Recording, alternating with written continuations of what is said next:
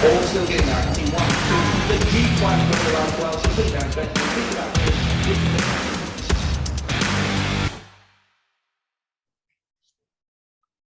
G'day punters, welcome back to the MacBet post-operation video. We're going to take a look at the Wave race day from Saturday at the Gold Coast. But before that, geez, boys, big week ahead of us. John Mcleod, Tom Henjak, fired up, Millions Week. Yeah, a lot on, and early in the week, we've got to get ready.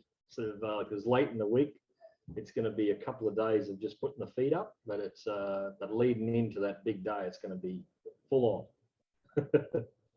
And Tom fired up. Yeah, I'm not sure what else to say. I'm a little bit nervous, to say the least. But yeah, it's going to be a big few days. So I've got the next few days off and going to get my head down. I already started yesterday on inspecting all the form because there's a lot to get your head around, especially with a fair few horses coming up from New South Wales and Victoria. Absolutely. And yeah, just circling back to the feed up comment from John, you've posted a photo on Twitter today of a super yacht that you're going to be hanging out on Friday. Scoots replied, yeah, probably early contender for Trumpet of the Year. What's going on there? You having prawns and beers, I hear. Yeah. A mate of mine rang me. What are you doing? He's got the little mustache twirl going there. Yes. The smoke in the pot. So he just rang and he said, "Oh, are you going down to Magic Millions?" And I said, "Yeah." And he said, "What about I swing the boat around and we jump on and we just cruise around the place, have a few beers and a few prawns?" And I said, "Sweet." So we're doing that. Brad and I are jumping on there on Friday morning. Yeah. So what is that? That means James and I are working the decks underneath then. Yeah, well, I'm going to be. It'll be from about 9 o'clock. I'm not going to go too hard because I don't want to wake up too ginger on Saturday morning. So it'll be more just putting the feet up, I think. Well, you might be ginger Friday morning as well. I'd say we've got a few things on this weekend. Yeah, Betfair function on Thursday night. That's a bit of a going to be a bit of a test to stay off the drink. Just going to ease myself into those few days, and yeah, it is going to be a bit of a test, but we want to be. That's why tomorrow and Wednesday and half day Thursday, it's sort of just full bore because I want to have everything done and ready to go and know what I'm doing, sort of thing, before I get down there. It's nothing worse than waking up with a hangover or something and trying to do a bit of form. So I want to be ready and prepared. Yep. Well, as we all know, I don't do any form, so that gives you a good idea of what I'll be doing on Thursday night, probably Friday night and Saturday night. So it's a massive weekend ahead of us, and yeah, we're all really excited. But yeah, guys, if you haven't checked already, head to littlebirdie.com.au to register for the stream. Scoot's got that all set up there, and yeah, we'll have Johnny Walter on the stream as well, betting in New South Wales. He's copping a bit of hate mail on Twitter the other day from someone, but hopefully he can sort of turn the tide and silence the haters on Saturday. Yeah, surely he's due. He's due. He's a good judge. Maybe we can get some special guests as well. We can get some special guests calling in. Maybe even the Mug Punter might make an appearance for some out wide mail.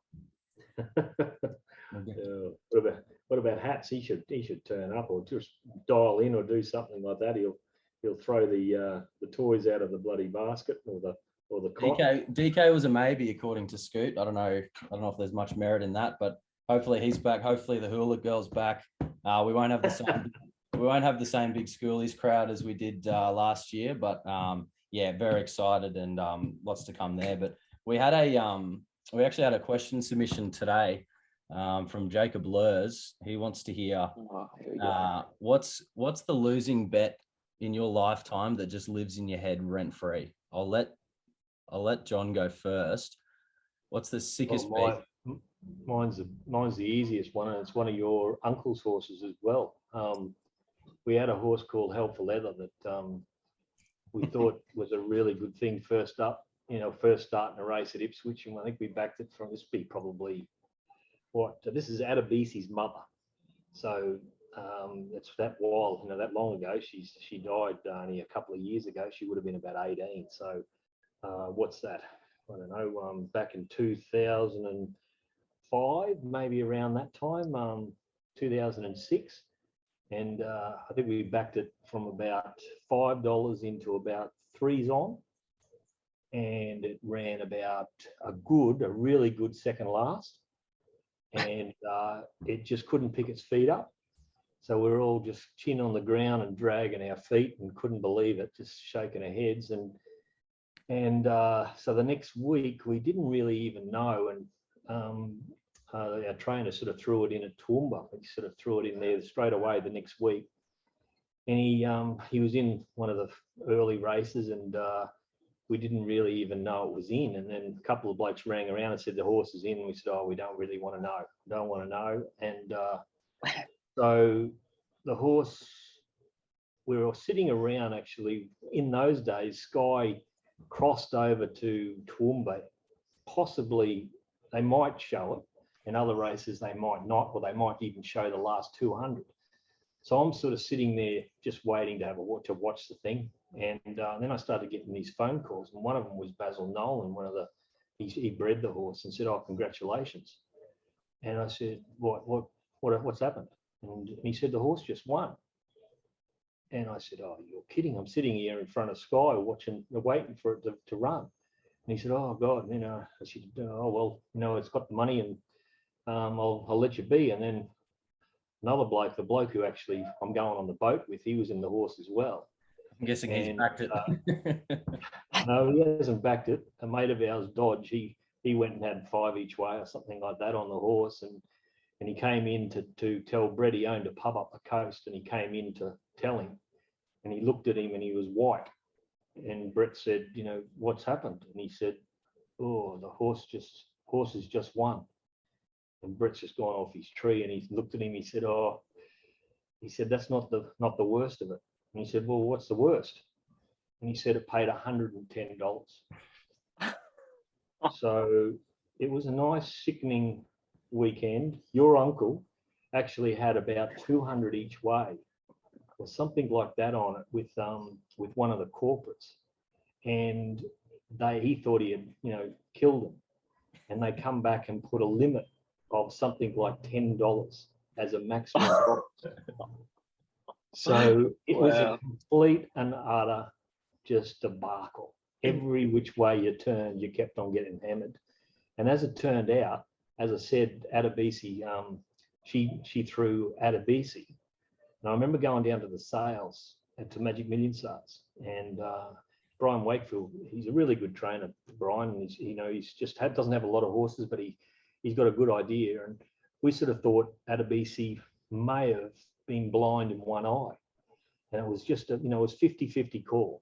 And I said, oh, well, if it brings 15,000, I'll buy it back. If it doesn't, or it might have been 12.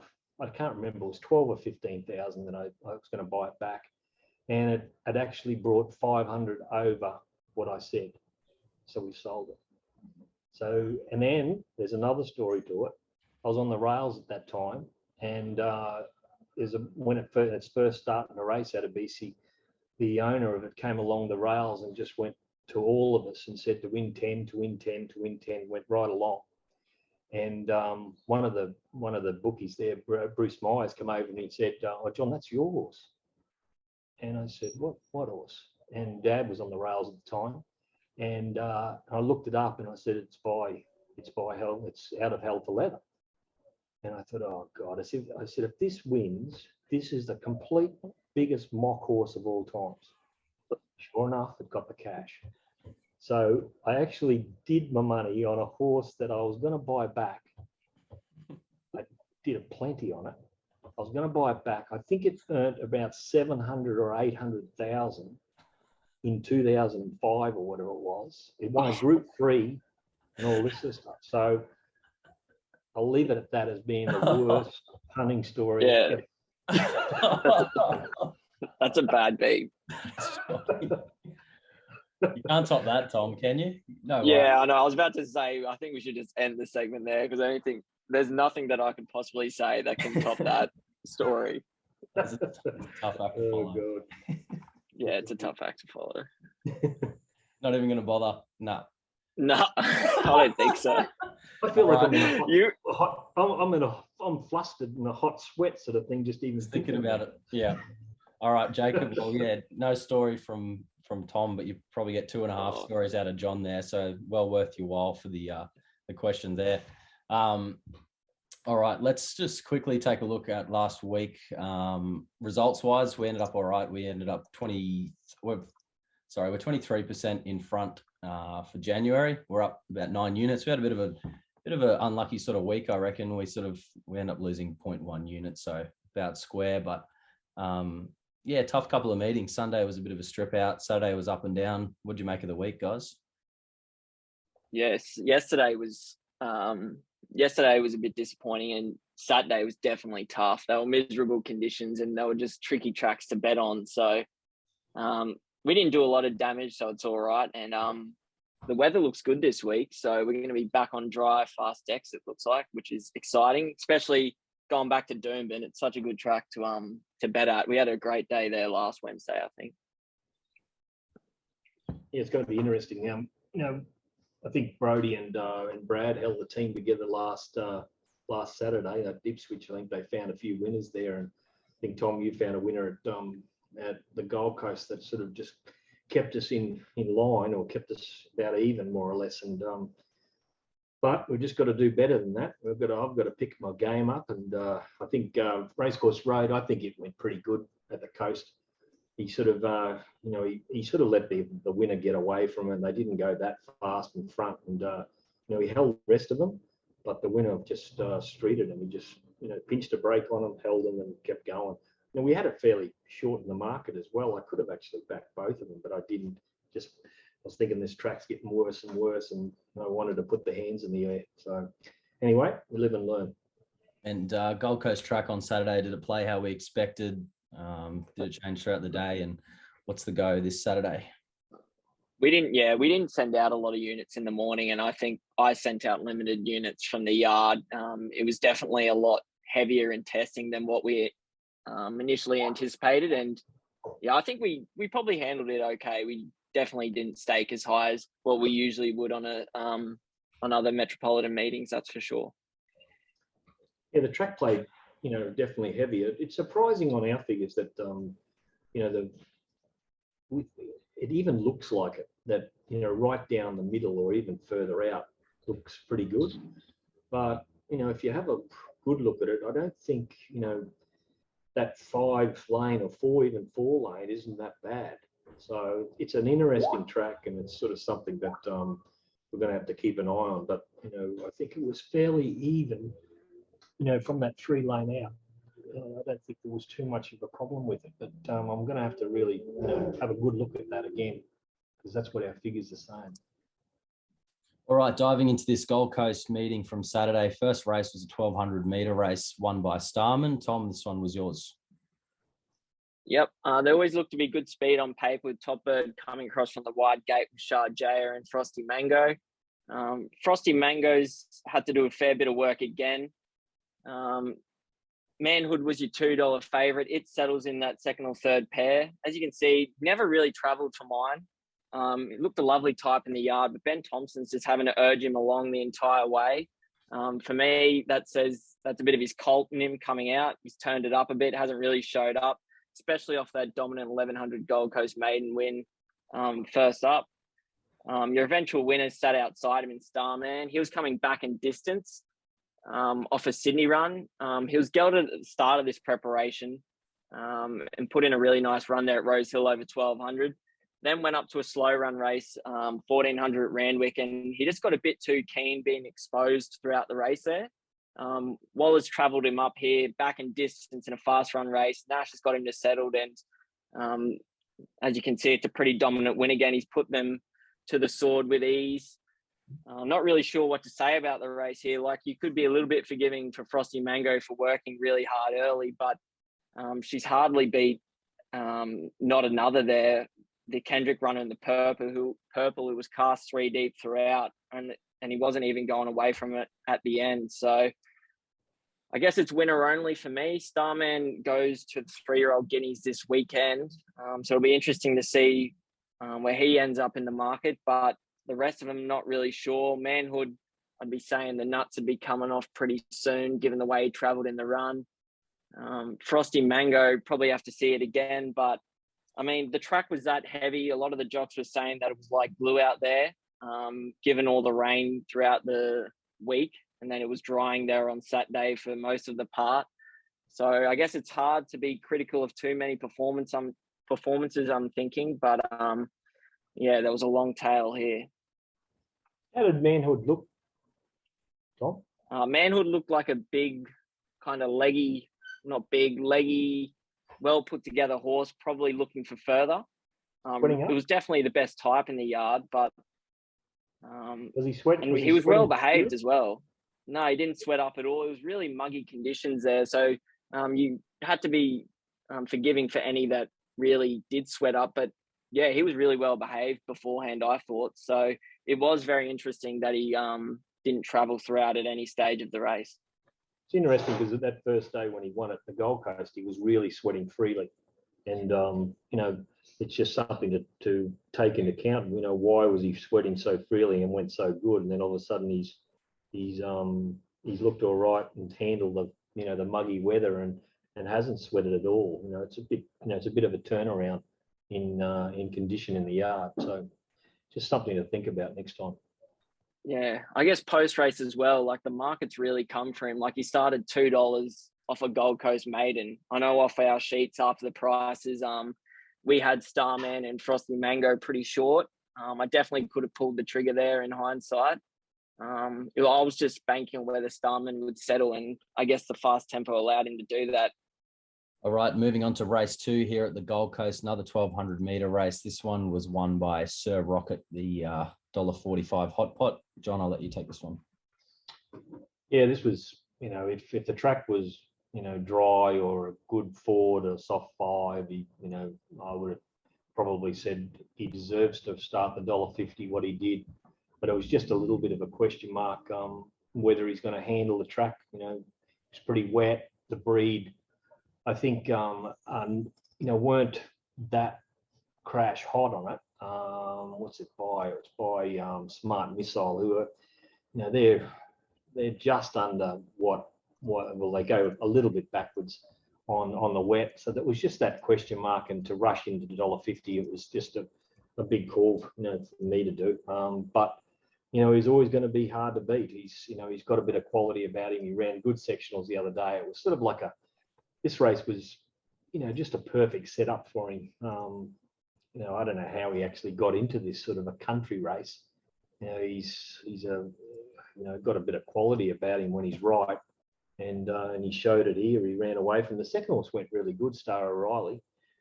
He's from, I think, up north and didn't shirk the task down the straight. He just kept on coming. So, if he goes back up north, I think, he'll be winning, but he'll be starting very short off that effort. Yeah, I'm not quite sure what else to say about this race. I think the third place getter can definitely improve. It was only second up. Definitely had improvement in the yard, that's for sure. And it sat 3 back here on the fence, which was a pretty difficult place to be in on the day and come up probably in the worst part of the track. So probably a third horse in similar grade can definitely be followed, Vanasta. All right, moving on to race 3 here, 1,100 metre 2-year-old race, won by Mashani Spartan at $20. I think got in as much as 50s in the morning. Tom, this one was your race. Yep. Les Ross has well and truly pulled everyone's pants down again here. Mashani Spartan's done it at Betfair SP of 28-1. Mashani Spartan won on debut at Ipswich last start at 50-1 and then done it again. The market absolutely showed him no respect. You can see he's tailed out there in the white cap with the Les Ross aqua blue colours. Can hardly keep up with the field, and to be honest, they weren't even going that fast. So it says a lot about the race when they come home, when they go out probably even tempo, come home slow, and Mashani Spartans come probably in the worst part of the track and got over the top of them. I know Brett Prebles said that he gave him a great feel after the race, but I don't think he's really beat much here. Like your leader, Hell I Am. They took the initiative today and went forward after he got caught back and wide there at Gosford or Wyong, wherever it was to start prior, but it actually threw Nash on the way to the gates and wouldn't be loaded. So probably a forgive run for him. thought in the yard, he was definitely, the market really did come for him. It was one-way traffic late. It was 380 into about 280 at the death, even with the shenanigans that were going behind the gates. He's by Hellbent. I actually thought that a fast run 1100 was definitely going to be against him though. Really, like a really sprinting 900,000 meter types on a testing surface. It was always going to be a worry, but I just really wasn't sure where else to go. A lot of them didn't look like wet track types either. Like the Melbourne horse Stupendo, I know it's come in the right part of the track here, but it was a big, heavy type as well. So it wouldn't have been suited on the wet track. Probably the only horse I could take out of the race here is Heroic Sun. You'll see about 150, 200 to go.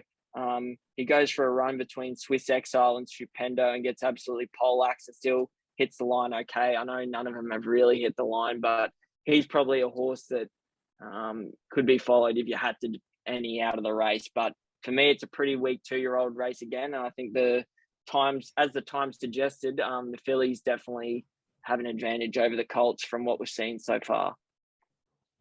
Yeah, this race, the colts ran a lot slower time. And I think this is why I'm sort of suggesting that that 4-lane isn't too bad. This would have helped our figures, Mashani Spartan, and what it started and how it was able to win and come from so far back. As far as the bias goes, it doesn't look too bad. Him being able to do that, but he did run past a lot of horses that were on tired legs. So I'll be putting a line through that race, I think. All right, let's dive into race 4 here. This one was won by Miss Hellfire at $4.80. John, I'll let you take this one.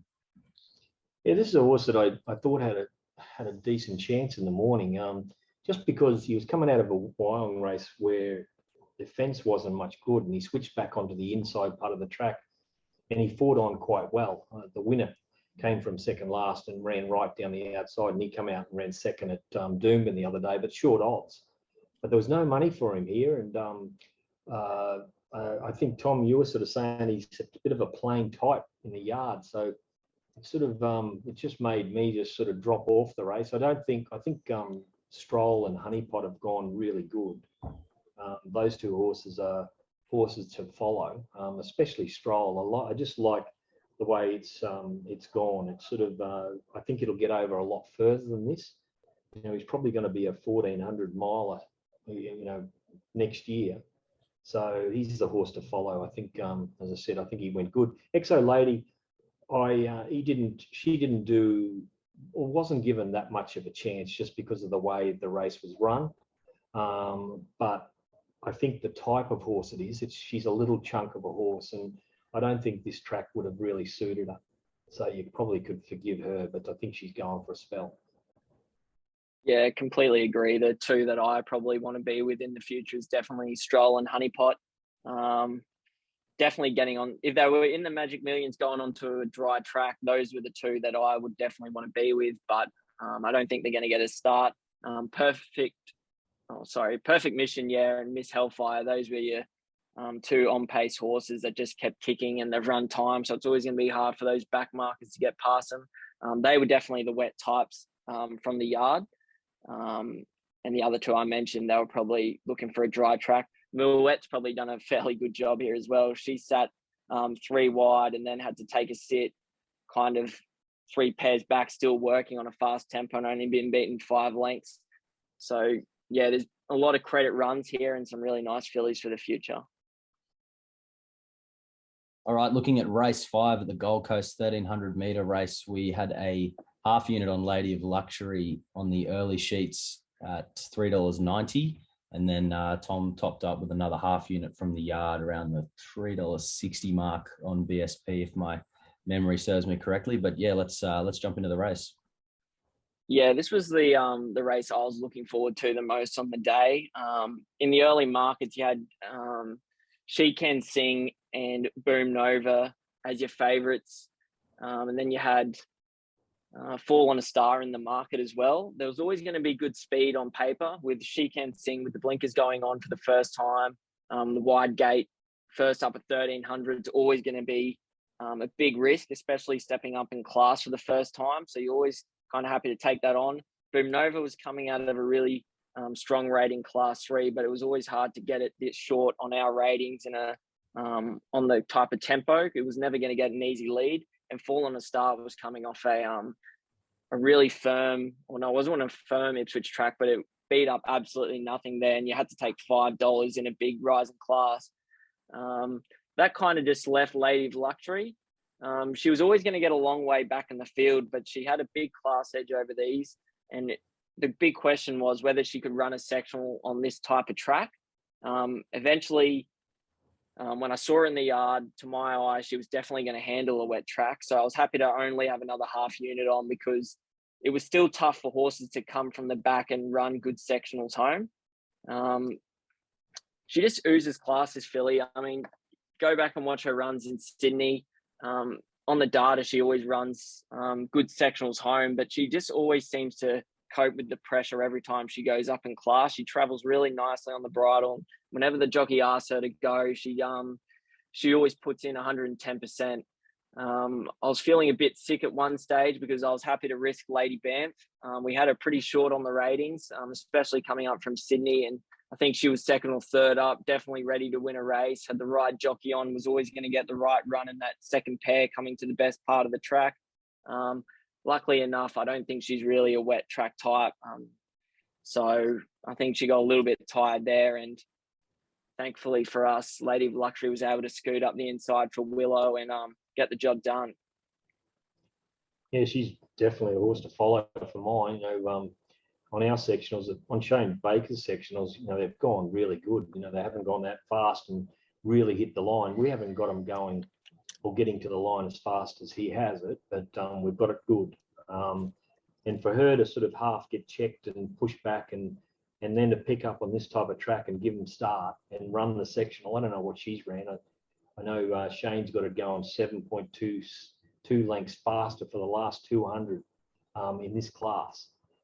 We haven't got it that fast, but if it's, we've probably got it 3/4 that, and so it's done a really good job on a track that I don't think suits it, just because horses would turn a foot. Usually it's dull on these type of tracks, and it was able to get through it. So I think it's one to follow and one to really have a good bet on next time, because I think it can race a lot closer if it draws a gate. All right, moving on to race 6 here. This is the 1,300 metre race won by the Ritz. Starting price $9. We had a unit in the morning on Paladas at $2.30. Yeah, this race I've got completely wrong with the Ritz. I had it a lot longer than the market, and I just didn't read enough into this horse. When it won by 5 lengths at the Coast last preparation, there's a lot of improvement in it. It ran really good sectionals, and it's probably gone 3 lengths even better than that to win. But the speed was right on here. They went out 5 lengths fast, and they still got home okay. I think Paladas. I think you said, Tom, that it's going to improve out of the yard again. Which when I seen it first up at Doomben, it was definitely big. It was going to improve, and I think probably that's what. It might have got it beaten, because if he knew he had a really fit horse under his belt, I think he could have gone about there, come out wide and gone, but he was sort of just trying to save it a little bit and just suck up and then come to the outside. But what he did, he just sort of, he didn't really get at it. He got a bit squeezed up around the 200 metre mark, and he went for it, but the momentum out wide of this other horse, the Ritz, he's just got him down. Paladas is really fought on well, and on our figures, Paladas can improve on that run, probably around another 3 lengths possibly. So he's got improvement left in him. Golan's got a horse that he can pick out another race and get the cash, but. Now, this one was $244,000 to a Class 4 horse, so he had his chance to get the dollars, but he just was possibly a run short. Yeah, as you know, this was probably my best bet of the weekend. I was all over this horse from Wednesday afternoon. and I wouldn't let John talk me out of it at all. So when it was the horse I was waiting for most of the day, after I guess the Lady of Luxury was, but then this horse was definitely A for me. And when it came into the yard, if it was a dry track, I'd definitely be going again. But on a track like this, you definitely wanted one more run under its belt to be piling in at the odds. So I wasn't really sure where to go either. So I didn't put any extra units on, and probably lucky enough for the subscribers, I didn't. As you said, though, the Ritz went like an absolute busted last start with the bar plates on. They've taken the bar plates off here, and he's improved out of sight. I know he's come down probably in the best part of the track, but he's done it with 59 kilos as well, which is something to take into consideration second up. The market, I wouldn't say missed him, but he was definite drifter on the day. He started $11, but he's definitely gone like a rocket here. The market really came for some weird horses here. They did come for Paladas late at the death, but also Thunder Mania, who's been pretty plain this preparation, I thought. You could definitely be forgiving to a horse like Yardstick. He was definitely unsuited there on the fast speed, on pace, and on type. Definitely not a wet track type. He was a big, heavy horse, and being only second up, definitely had improvement in him, but definitely needs a dry track going forward if he's going to win a race up here. All right, a bit of a warning here, some painful viewing, but race 7, we had 2 units on Lord Ardmore in the morning at $3.30. I think it SP'd $2.50, something like that. But yeah, the race was won by Wheelhouse at $4.80. Yep, this is a bit of max pain for me. 2 races in a row. Absolutely unloaded on Paladas and absolutely unloaded on Lord Ardmore here. As soon as Lord Ardmore walked into the yard, it just took your eye by far. Like, it just had a definite class edge on these for mine. Looked the wet type, had a really nice walk. The worry for me, though, to go again was the gate. Given nothing had really won from the rails in run position all day, and he was going to be stuck one back on the fence, it was a real worry for me whether he was going to be able to get to the right part of the track. I know he probably might have been edging out towards there on our data. Maybe the ground wasn't that bad he was in, but visually, to my eye throughout the day, it was a definite advantage to be wide. You see a lot of horses who get stuck 3 wide and stay on there in the finish. I think in this race, I think C. Marie's caught 3 wide and Wheelhouse is on her back. And C. Marie runs 4th, who I'm still convinced is a suspect at 1,800 metres. And Wheelhouse, her eventual winner, comes down the outside. They've gone really fast here, which was always expected. Nash presses the button on Love Tap and leads them up. I think we've got them going 4 lengths faster than average, and Baker's got them going about 7 lengths faster than average, which is a common theme for these high prize money races, and something that we'll see Saturday coming up in these big fields, high stakes races. They do tend to go pretty quick in front. So it did set up for those coming back from the rear of the field, the finish over the top. Perhaps Lord Ardmore was too close to that speed to finish off. But yeah, he's probably gone all right. The big query for me going into the race was whether those ratings from down south were going to stack up. I made the decision that they were going to stack up. I thought the line through Huetor, which is an up-and-coming stayer down there, was a good enough form reference. And I think he's gone okay in the end and kind of justified his starting price. The big improver here for me was Zennifer. She's really taken me by surprise. I know she was kind of suited by the tempo and the conditions there, but she's still done very well and taken a step up in class. Wheelhouse, he's kind of run up to the rating and what we had predicted. In hindsight, it definitely could have been a saver for me. The market really did come for Tamalate early. I think he opened up $16 earlier in the week. He ended up starting about $12 on Betfair. For me, I could still never get him that short. He was always going to have to make a big class jump. and he was doing it going from 1400 to 1800. And at the weights, he was carrying 58.5 against some of these high rating horses like Wheelhouse, Xenifer, and Lord Ardmore. They're all 85 raters. Tamalade's a 73 rater. And not only did he have that kind of platform coming up from 1400 meters into a fast run race, he was going to be giving them all a head start. And I know that the speed was on, but it's always going to be hard to be giving horses with a class edge a head start like that and being able to get over the top of them. Yeah, I think one point you said there is a good point in that in these big prize money races that they run along, they seem to run along about at least a couple of lengths faster than you think. And that's an interesting thing coming into next weekend. I think it'll be the similar type of thing. The only difference will be if you find a horse that's a bit of a freewheeler in front and runs along and you want to be on him. Those sort of horses, the rest of the jockeys are looking for them and they let them go and they just run the normal sectionals. And when they're running by themselves, they can keep going. But, that's a point that we've got to take into consideration that, whatever we're probably thinking speed is going to be, probably could up the ante by one just because of the pressure of the prize money and a few jockeys just pulling the pin a little bit too quick. I think those types of examples are more prevalent in the sprint distances. Like one horse that comes to mind, especially on Magic Millions Day last year, was Jonker. The perfect example of a horse that's going to free roll in front. None of the jockeys really want to take them on because they know that their horse can't cope on that type of pressure. And he's just able to do his own thing in front and run sectionals home. And things have to go like absolute bombs to get over the top of him. Yep. Okay, moving on to race 8 at the Gold Coast. It was a 900-meter dash. Remlap's Gem got the money, SP'd $8. We had a unit on Racecourse Road in the morning at $4.80, and that was our early move. John, I'll let you go on this one.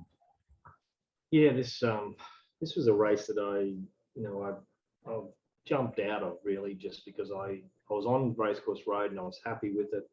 And then when the rain came and all that sort of stuff, I started getting the wobbles and didn't bet into the race. And I should have, because all it did was push, to me, is make the move unbackable because of the rain. The breed don't handle it. I don't think you can handle it. And all the money came for it. So I was in those sort of circumstances, I'm very keen to bet into the race, but I just wasn't confident enough to pull the pin, pull the trigger. But if I did, I would have been on Remlat's Gem, as well, because we had it shorter, as we said earlier in the talk. We had it shorter. We could have been on it. There was other horses there. Go Gol, I thought had a little chance, but it was hard to get it short on our figures. So really, the only horse you could really back as a saver or throw something on was Remlat's Gem, and they've run one too. So it's very easy after the race, but just the rain coming at the wrong time just made me go weak at the knees. Yeah, I'm not sure what else to say about this race. In the yard, it started absolutely pouring rain, so it was hard to get a really good look at them. Everyone was ducking for cover. The move, Brody and I both kind of discussed. It looked, we've definitely seen it better, but you weren't really sure where else to go. Racecourse Road, as John said earlier in the video, it's still gone probably as good as it can go. It's a very credible run. It's just been beaten by one better. Interesting tie zones resumed here. It looked so skinny in the yard. Like it looked like it'd been in work for 6 months. So I found that very interesting if it was resuming over 900 meters where they could go to next with it. Usmanov, not sure what they do with him either. Perhaps he didn't handle the conditions, but there've been 2 pretty plain runs this preparation, I feel. All right, moving on to race 9, the lucky last. This one was won by Sea Raider at $11. We had a few bets from the yard. There was a half unit on Don't Stop, Slow Hands, and Glitter Strip. Yeah, heading into this last race, I just wanted to be with wide gates, and Cracker SG was your favourite. It was your one-time favourite, and I was really happy to take it on. Punter was well backed into about $8. I was happy to take it on. They were both from low gates, so I knew they were going to kind of get in the wrong part of the track. And I was just happy to kind of play around them with small units at a few horses at odds. They've gone out here at about an even tempo. The track's definitely, I wouldn't say it's improved, but it kind of changed from what we saw earlier in the day. Early in the day, it was that gluey type surface, and now that the rain had come in, kind of loosened it up a little bit. I was really surprised how bad Glitter Strip went here, to be honest. These were her kind of conditions. I know she's probably ridden a bit closer than what they'd expected, but given her position in running, I thought she'd be able to get past a horse like Roman Aureus.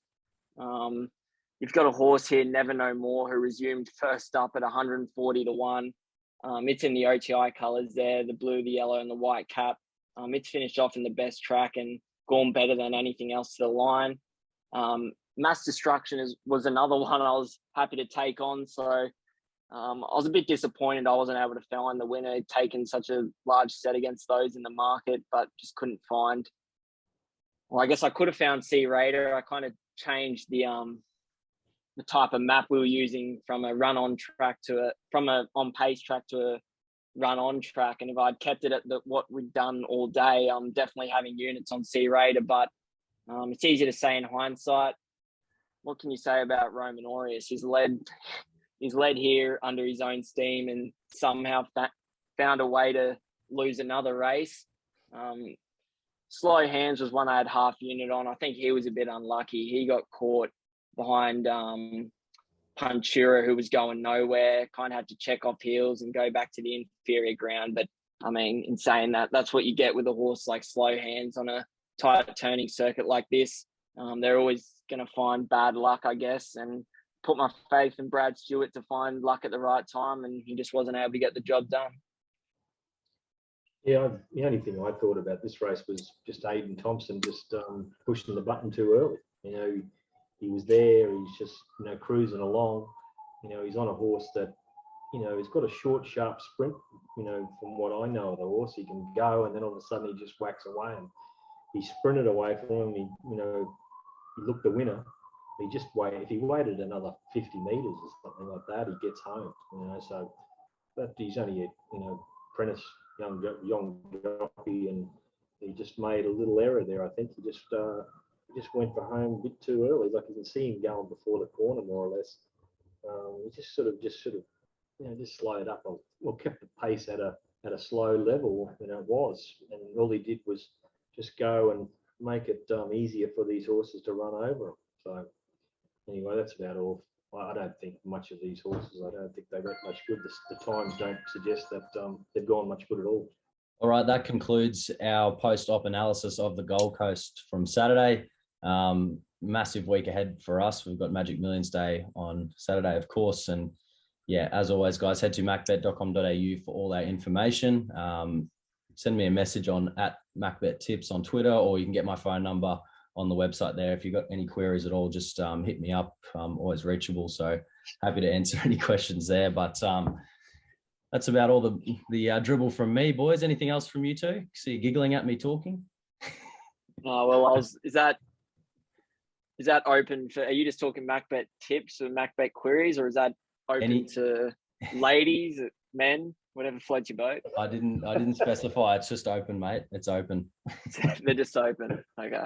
Yep. Open for yacht invites, that kind of thing. Sweet. Too good. All right, guys. Thanks. Good luck this week. Beauty. All right, thanks, James. Cheers.